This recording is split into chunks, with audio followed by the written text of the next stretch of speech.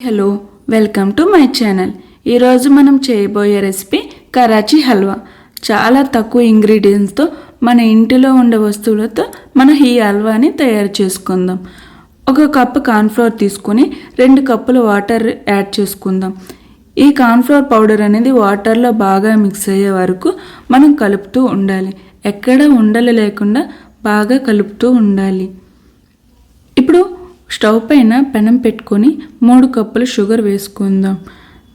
3 కప్పులు షుగర్కి 1 cup water అనేది యాడ్ చేసుకుందాం.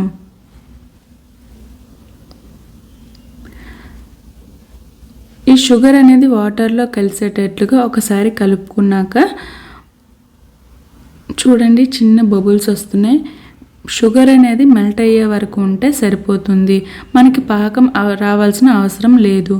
మన చేతి వేళ్ళకి జిగురుతనం వస్తే సరిపోతుంది. ఈ పాకం నుంచి పావు వంతు పాకాన్ని 1 కప్పులోకి తీసుకుందాం. ముందుగా ప్రిపేర్ చేసుకున్న కార్న్ఫ్లోర్ పౌడర్ వాటర్ కలిపాం కదా, ఆ మిశ్రమాన్ని ఈ పాకంలోనికి కొద్దిగా యాడ్ చేసుకొని కలుపుతూ ఉండాలి.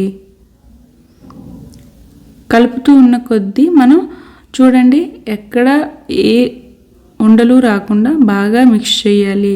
బాగా మిక్స్ చేయడం వలన హల్వా అనేది బాగా ప్రిపేర్ అవుతుంది. మనం ఎక్కడ ఆపకుండా బాగా కలుపుతూ ఉండాలి. ముందుగా తీసి పెట్టుకున్న పావు వంతు మిశ్రమాన్ని, షుగర్ మిశ్రమాన్ని ఇప్పుడు కొద్దిగా యాడ్ చేస్తూ ఒకసారి కలుపుకోవాలి. ఒకసారి బాగా కలుపుతూ చూడండి, కలర్ అనేది చేంజ్ అవుతూ వస్తుంది మనకి. ఇప్పుడు 2 టీ స్పూన్ల నెయ్యి అనేది యాడ్ చేసుకోవాలి. నెయ్యి యాడ్ చేసుకున్న తర్వాత ఒకసారి బాగా కలుపుకోవాలి. మనకి ప్యాన్ నుంచి హల్వా అనేది సెపరేట్ అవుతుంది, మీరు చూస్తున్నారు కదా. ఇప్పుడు మిగిలిన మిశ్రమాన్ని కొద్దిగా ఈ హల్వాలోకి వేసుకోవాలి. వేసుకున్న తర్వాత ఇంకో 2 టీ స్పూన్ల నెయ్యిని వేసుకోవాలి.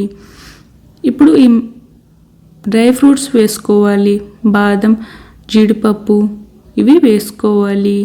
ఒకసారి బాగా మిక్స్ చేసుకున్న తర్వాత 1 నిమ్మకాయ తీసుకొని నిమ్మకాయని కట్ చేసుకున్నాక 1 స్పూన్ని 2 టీ స్పూన్ల నిమ్మరసాన్ని వేసుకోవాలి. ఎందుకంటే ఈ షుగర్ యూజ్ చేయడం వల్ల క్రిస్టలైజ్ అవ్వకుండా ఈ నిమ్మకాయని వేసుకోవాలి.